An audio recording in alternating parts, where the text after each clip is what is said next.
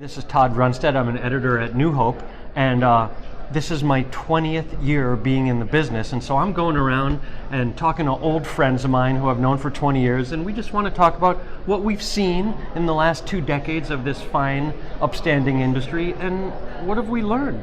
Tim, I know that your basement is a veritable Smithsonian institution of nutritional products, come and gone. Some of them are still here.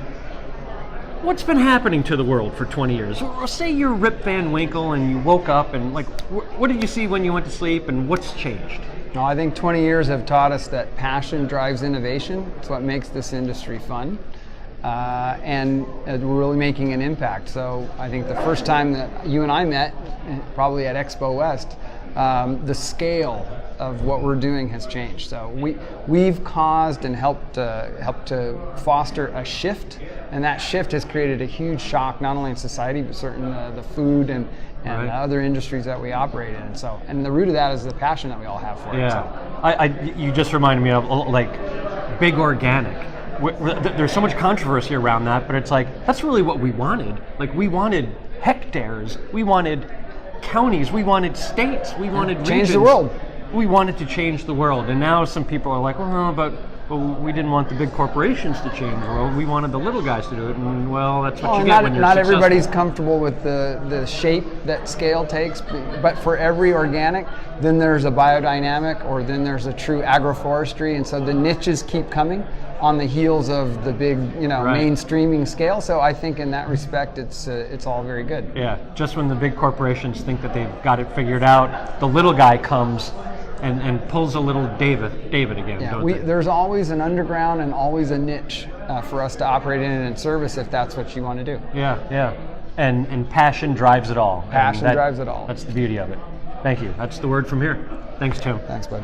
Hey, this is Todd Runestad. Today is my 20-year anniversary being in this industry, and I've known Roy Upton for 20 years. You were one of the first phone calls that I ever did. American Herbal Pharmacopoeia. Before that, you're also Planetary Herbals, right? So just a wise herbalist right here. So 20 years, Roy. What's been happening? What's been going on for 20 years? A lot's been going on. I mean, look at how the change in the herbal part of the industry has happened. You see Procter & Gamble buying New Chapter, or merging with New Chapter. Unilever just bought into Pukka Herbs, a small Ayurvedic herbal company and one of the best herbal companies on the market. And a lot of friends are gone. We've seen a lot of friends come and go. It used to be much more intimate on the herbal side of things. Like even every show, maybe 20, 25 of us would go out for dinner. Now everybody is so busy in the corporate world of the herbal business.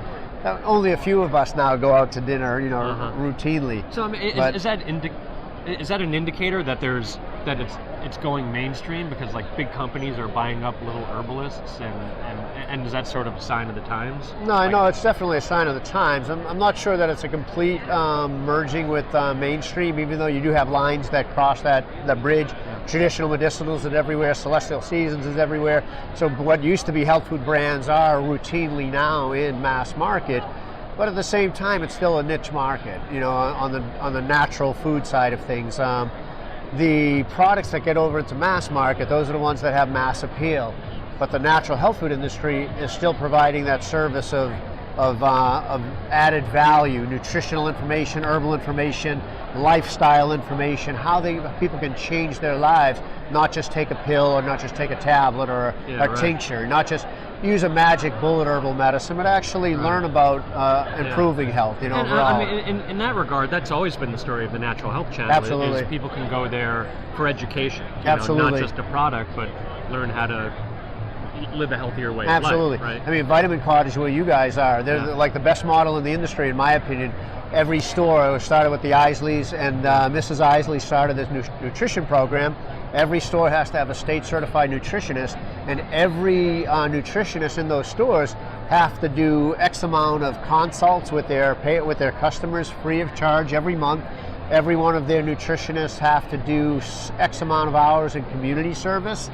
And so like one of the stores I was at, they brought a whole, like first grade, walking through Vitamin Cottage, teaching them about organic, about sugar, refined carbohydrates, salt, organic, everything. here's a new generation of people that we're building for the future of a healthier America. Right. And that's not happening in mass market. It probably will never happen in mass market. Actually, maybe it will, but it's a long ways away. Yeah. And it's diminished a lot in the natural food sector, but still the mom and pop brick and mortar, they're still providing that service to the community. And that's to me, that's the greatest value that the health food industry brings, to the American public. Yeah, right, you know? right. That's cool. I mean, we started prevention, we started exercise, we started organics, low fat, low sodium, low refined sugar, high antioxidant, high B6, and now all the medical community is saying you got to eat a high fiber, low fat, low saturated fat, low sodium diet. Everything we said now is mainstream philosophically for the most part, except for the herbal medicine part. You know, we still got a long way to go there, but we'll get there. Yeah. You know, Right. Excellent. That is the story here. Thanks, Roy, man. Thank you. It's good. All right, great Todd. to know you, man. You too. You too. Very cool. Another 20 years. I know. Yeah. Yeah. Friends, Romans, Naturistas, Todd Runestad here. 20 years so far I've been in this industry. 20 years I've known Frank Lampe, another old New Hoper. You've been around forever, Frank. 20 years. What's been happening? Well, lots of things have been happening. I would sum it up by saying we're winning. We are winning. This has been a movement. It was a niche, but it's mainstream now. So Right. That's very cool. it's happening. What lessons have we learned along the way? Well, as Steve Demos from White Wave used to always say, careful what you ask for, because we're getting it, but we're also getting a lot of the challenges and issues of a mainstreaming, consolidating industry. Yeah. Which includes questions around, can you maintain your values? Can you maintain your mission? Right. How do you sustain growth? How do you remain true to that mission and values? We could go on. Many questions. But that was wise. That was wisdom right there.